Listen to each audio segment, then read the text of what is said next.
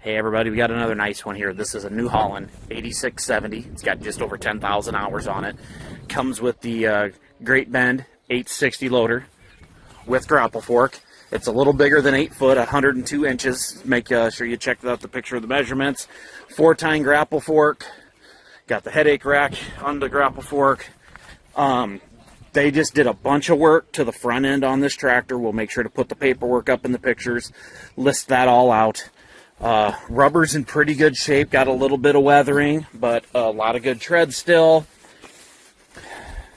Your spool valve for your quick attach loader all sits right here. It's all quick.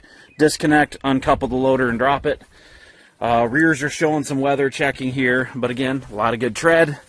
Come around the back, heavy 3-point, 1000 PTO, and this one does have the snap ring, so you can swap it out to a 540.